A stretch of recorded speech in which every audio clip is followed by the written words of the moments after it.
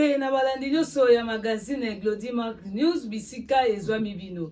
Tofongoli magazine na biso ya pokwa ya lelo. Sa Majesté Honorable David Matadi Kibala ayaki na matanga na village Wasa. Tolanda elema oyo.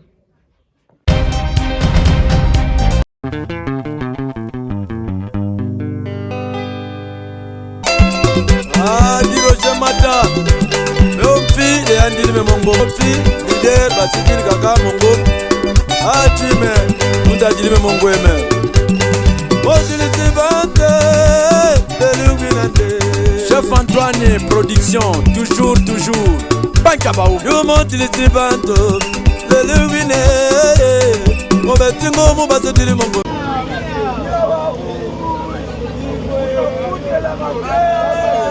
Bana muta futela rate muta mbongo makasi papa bana biso igwe papa ya bana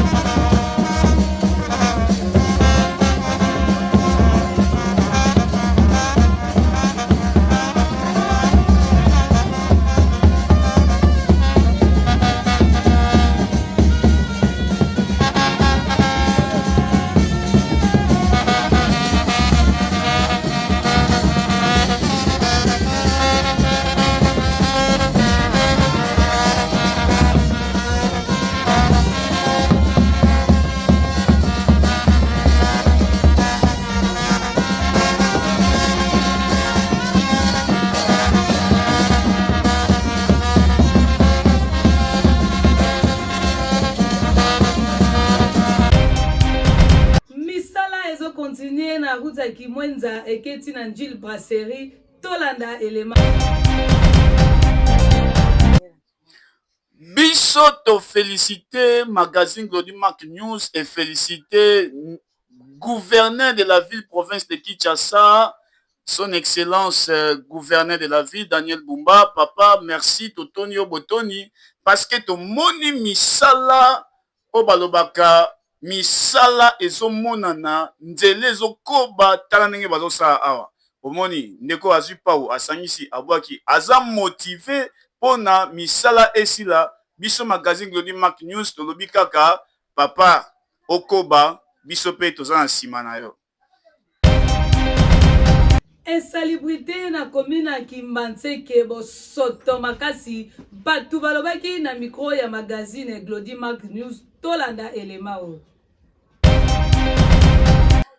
Bana ya Kimbantseke balobaki na micro ya Glody Mark News pour na insalubrité oyo bosoto eleki makasi butu nyonso bazolala te bangungi epai malaria epai typhoïde epai balobaki na micro oyo bagangaki basengaki na numéro 1 de la ville province de Kinshasa papa Daniel Bumba otela bango situation oyo ya salite ale oyo kaka ebale oyo ememaka bato yango toza nango kotoyo tolukaka nde papa moko oyo abia kotelemisa biso kotoyo tozala pe malamu tolalaka te soki mbula ebandi yo moko oyokela biso na mawa totiolaka na biloko na bana bomema bana na maboko boye moye eza mama na ngai ayokela biso mawa eloko ya liboso abimisa baterase ozomona soki baterase ezali baterase ya minene boye mai ezotiola ezokende bien tokozala bien tokozala bien akotela biso koto le de courant bon necha tala neti bacarnivore awa koto ata bourgmestre akipaka te ata chef de quartier akipaka te nde bamona babusho koto ekangami amai ezowuta koto oyo na mosu fulu nanu tolobe no likambo ya fulu nanu eza bato bawutaka na baveni landi na biso moko toza pembeni toza cause ya fulu oyo fulu mpona ebongwa eza teke bourgmestre auta commune bien gouverneur auta na hotel de ville kuna aya awa na tinel ya Kimbantseke na Kingasani awa aya bongisela biso tinel eza biso moko nde toa cause ya malaria ya fulu oyo yango ezobendela biso bangungila awa kendaka tia ntango akendaka me ye moko amona nzela me jeune na ngai ayela mako azwi mwa basaki oyo atie awa po bato badebuyaka baleka totikala kaka na insalubrité na commune ya Mongafula bosoto toujours makasi bato Mongafula tomoni bosoto oyo etelemi makasi insalubrité makasi bama etondi na bakaniveau ekomi boucher bangungi epai awa so tali bien te eyaka inge babwaki mwana moko awa parce que salité tondi mingi bato balobi na micro ngai eza basalite te basalite biso moko na konti na nga biso moko tosotia basalite ya biso basalite oyo ototala lisusu so ya mbutage ezala te mama. Visite ya gouverneur de la ville Daniel Bumba azalaki accompagné na président de l'Assemblée provinciale tolanda elema oyo.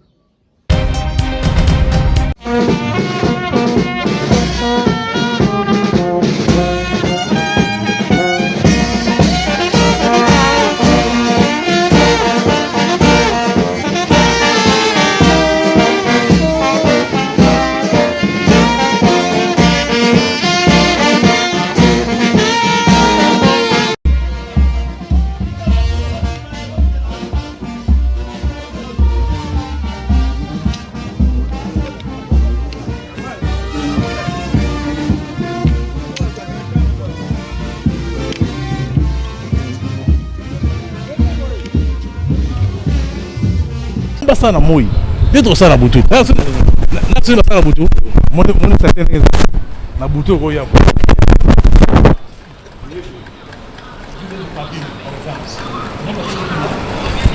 salite so robe na kari ya poubelle ya ozi kari ya poubelle te simana bondogyo je saribu saribu le bon était salité et c'est continue à casser la jeep et continue à jeep pité continue à jeep pité ya ngwana to aussi sa salité na ta ville to aussi ça na mais tu comment na buka il y a l'action na moi on a l'action na moi les interdits mais dans l'action na moi donc poussière té déchets moi on est salité pour long et se comprendre qu'est-ce Sikiri kaka mongo achime mundajilime mongo eme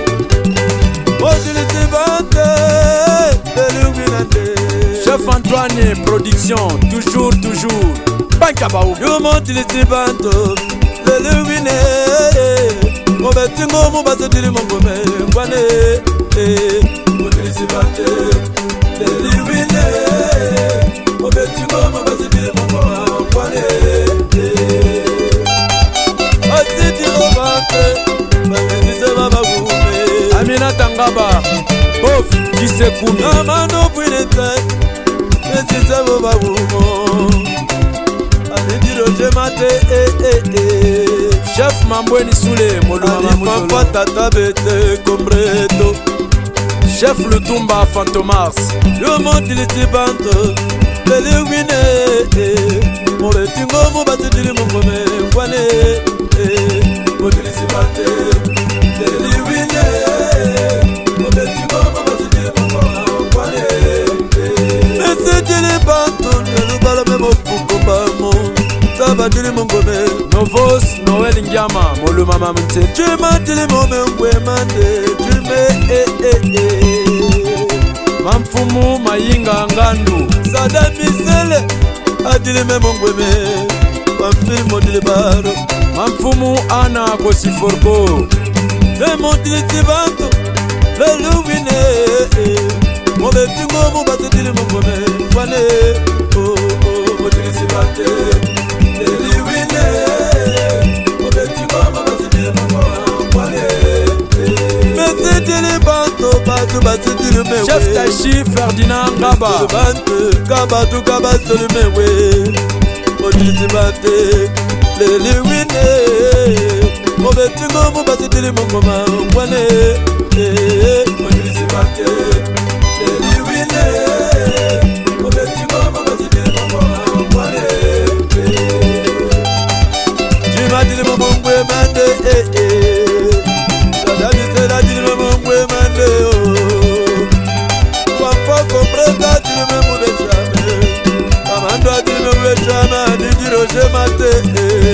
Major Ringo, chef de corps.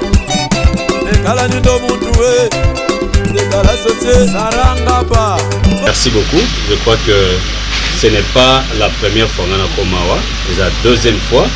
On a nyati makonanga na mbanza na esika oyo na yaki pour consoler honorable David Matadi Kibala, le grand chef. On a liwa o ekotaki na famille na ye. Ndeko akufi azandeko nazali komona ye de temps en temps. Ils ont l'Assemblée provinciale à Kinshasa, ils ont à tout moment où tous allez fréquenter honorable. Azalaki non seulement famille, mais azalaki très proche nae. Il y a longtemps que Togai Sangwana, azalaki très important pour approcher au nom. Il y a tous les 48 députés. Il y a ville, il y a Kinshasa. Il y a qui représenté ma condoléances, Zambé Azalanaye et l'on a famille Mobimba. Et te souhaiter les sous ma casse, Nzamba pe sa force, misala naye et que les liboso.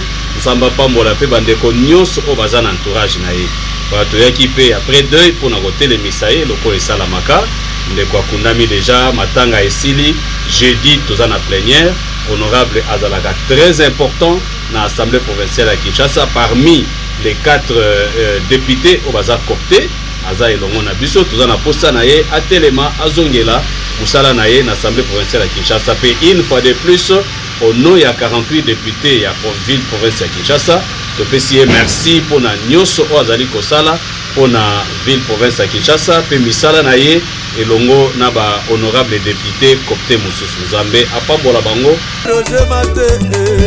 Major Ringo, chef de corps. Kalanido Moutoué, Kala Sosé, Sarangaba, Oma Bete Welikule. Tete Makondi Ngaba Zibana ba papa kompleto Rekataka na sambe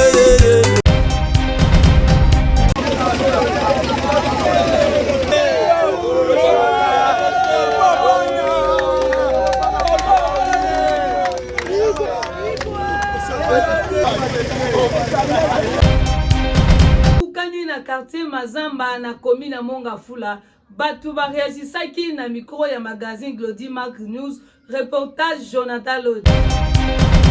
Awa toza na Monga Fula na quartier Mazamba avenue ebukani lokola kaka film ya Rambo to mona rababo ki bombu pou ebimi avenue ebukani epesi somo pe batu tango bamona ki magazine Glody Mark News ba bengi biso balobi ba peseli ba sengi se moko papa Daniel Bumba oko talika na bango tokomona wana niveau oyo ezali effort na biso moko donc tozosala effort mutu liboso na ye esala effort badiki yango oyo tosombi badiki mutu na mutu abongisa liboso na ye toleki toluka aide ya gouvernement même ya niveau ya gouvernement tomona eloko te nde ozomona ti omoni kutinga na part boye donc so obongisi liboso na yo te kozala na place ya kolala mvula elekaki ane passé ya suka wana nde ebuka biso boye mai euta likolo na mobutu fula quartier Mazamba. En tout cas nayebi te soki bamonaka biso bien bamonaka biso te tozo souffrir awa penza nzela eza te bana classe bazotanga na pasi oyo bazowuta kindele po bakatisa na munga fula batanga pasi soki mbula yindi bamama mbangu koya kolanda bana babalabala tala bandako ekei bandako etikali ndambu bisika tokotekeleza te bababa toza kotia biloko nyonso ebukani na miniti oyo tozosouffrir ata koteka pasi kolia pasi mpo na nini avant oteka mata nanu likolo kuna na nini eloko nini tozomona bakartier nyonso bazotia bapresse ebongo biso awa mpo batiela biso presse ekati kindele ekebima ti na campus eloko nini ezangi bamonaka biso bien bamonaka biso te bazopona bien nini biso pe toza bata leta biso nyonso bokanisela biso pe presse eza te avant okende wenze po mata ti likolo biso makolo ebukani biso kotambola pasi mataka baterase basaki batietie bangomba wana biso makolo tozokoka te bakobongisela biso te bamonaka biso te toza na bourgmestre na biso awa président provincial ya Ligue de Jeunes ya parti ya honorable Inting Pululu Ligue de serviteurs tolanda élément oyo. Je suis monsieur Christian Golo, je suis cadre du parti politique Ligue des serviteurs de l'honorable Inting Pululu, au hasard ingénieur, au hasard référence Yamboga Congo, c'est une référence nationale de notre pays. Merci beaucoup. Maintenant, au na carrière il y a politique, au côté na politique. Wow, il y a beaucoup de choses. Oui. La première des choses, j'étais dans un parti politique d'un homme de Dieu qui n'a pas tenu. L'homme était compliqué, il n'a pas voulu se donner et il nous a saboté, raison pour laquelle je me suis posé la question. J'ai une ambition et mon ambition politique, je devais servir le pays. Parce que depuis une expérience que j'avais servi mon pays dans le parti politique de l'honorable Inting Pululu, qui est un ingénieur, une référence nationale. Et quand je regardais l'ambition et l'objectif du parti, parce que nous avons un seul credo, c'est savoir servir le pays. Et l'honorable Inting Pululu nous a réussi. Je n'ai jamais vu un homme si humble. Il m'a réussi, il nous a encouragés. Je me pose la question, dans notre pays, nous avons des richesses, des hommes qui sont des richesses. Parce qu'honorable Inting Pululu n'est pas seulement une personne, c'est une richesse nationale. C'est une bibliothèque nationale. C'est un homme, vous connaissez l'histoire. Jeunesse ekoki kolanda nini na parti na bino. Merci pour cette question qui est très pertinente et fondamentale. La jeunesse a une mission. Parce que quand on parle de la nation, nous avons le focus qui est la jeunesse. Alors l'honorable Inting Pululu, qui est un cadre de la nation, une valeur morale de la nation, il incarne beaucoup de valeurs culturelles et politiques pour pouvoir servir. C'est-à-dire que tous les jeunes se sentir ont besoin de servir Mboka. Nous allons servir avec l'honorable Inting Pululu. Ligue des serviteurs, ils ont un objectif moko, savoir-être. Dans le savoir-être, l'honorable Inting Pululu a valorisé. Honorable Inting Pululu a pesa yo bonheur, a respecté yo, a lakiso ba valeur morale na yo. Comment osa utile à la nation? Comment tu peux influencer la nation? Ça, c'est l'honorable Inting Pululu. totamboli ba parti politique, to monana nos partis politiques, le roi Ligue des serviteurs. Deuxième chose, pour en assurer sa réponse, la jeunesse pourra bénéficier dans ces partis politiques parce que ces partis politiques visent d'abord le patriotisme, l'amour de sa patrie. Et aux jeunes vient servir. L'honorable Ting Pouloul, dans Ligue des serviteurs, il vise premièrement, 1, l'amour de sa patrie, 2, travailler selon les valeurs démocratiques de son pays, et 4, travailler pour propulser la jeunesse. Aux jeunes, aux ambitions, aux comme PDG, aux comme dirigeant, aux comme un homme respectable, adresse à ce mot encore. Ligue des serviteurs.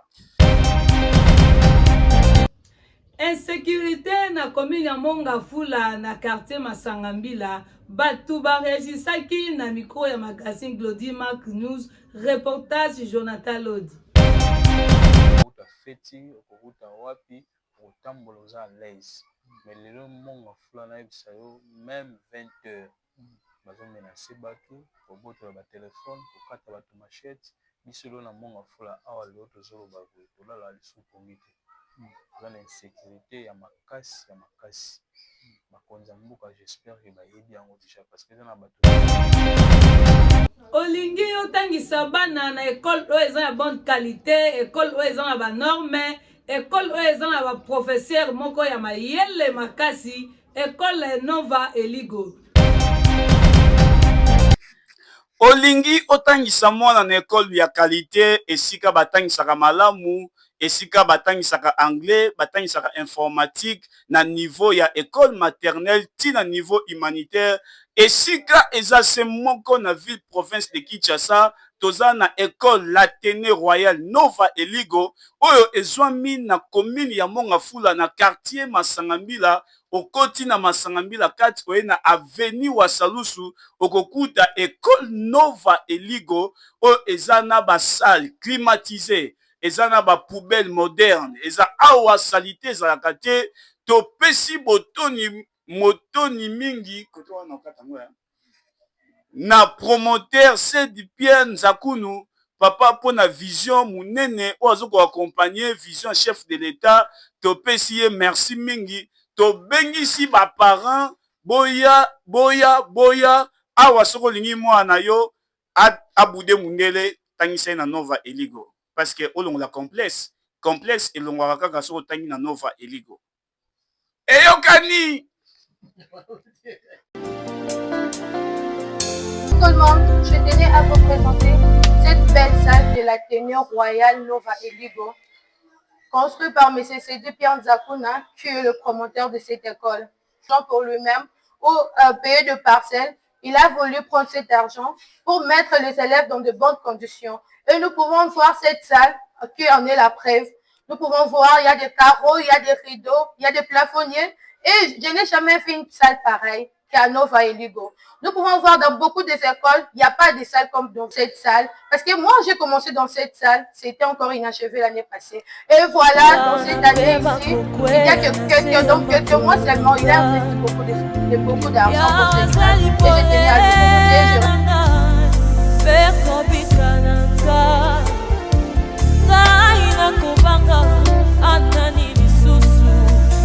sur l'avenue Wassalou, au quartier Masangambila, la commune de Mongafula, c'est là où se réside l'Athénée Royal Nova Eligo.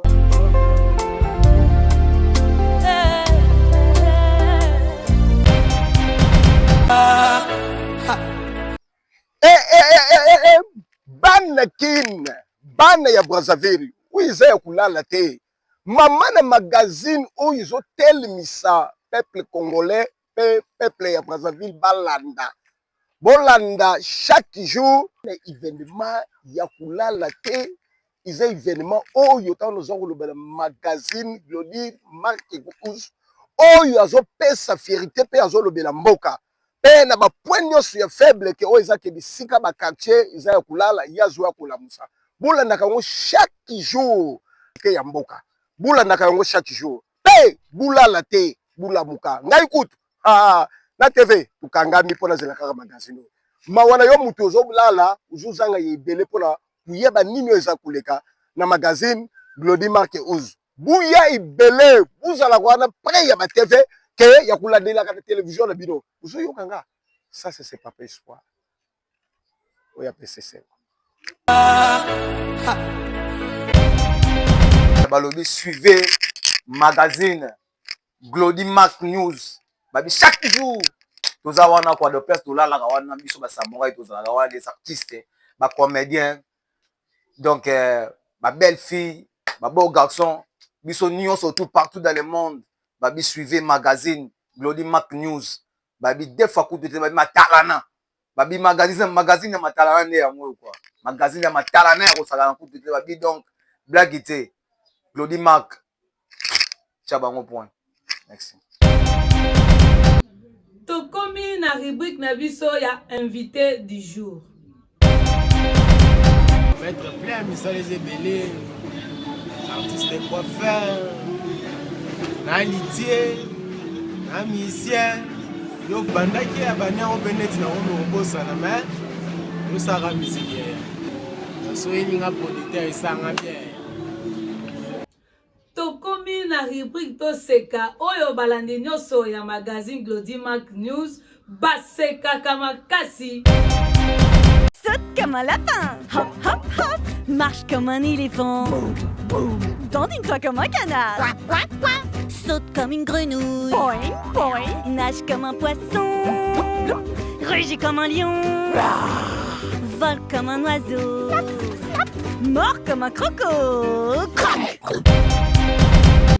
Ba mama ba papa ebongo biso bilenge basi pe bilenge bibali oyo tozaka toujours branché pe côté na magazine c'est moko magazine d'actualité Glody Mark News liboso ya micro liboso ya caméra eza wa bino yaya ya bino leki ya bino tantine journaliste Colette Matabwele la cadette de la presse congolaise na pesi mbote na équipe technique mobimba oyo oya accompagné ki magazine Glody Mark News na pesi mbote na molandi monene ya magazine Glody Mark News mama Mirai mama Bobo pe lisusu mama Judith Annette pe lisusu ma tante Astrid Bapeya kuna na France ba mbote bisika ezwami bino botikala toujours branché scotier na magazine Glody Mark News.